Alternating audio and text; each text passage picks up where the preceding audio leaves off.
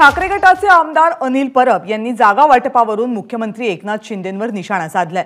सोबत आलेल्या खासदारांना निवडून आणणारच असं एकनाथ शिंदे यांनी म्हटलं होतं, तेव्हा आता सोबत आलेल्या शिवसेना खासदारांच्या राज्यातल्या किमान 13 जागा तरी शिंदेंनी राखाव्यात असा टोला अनिल परब यांनी लगावलाय।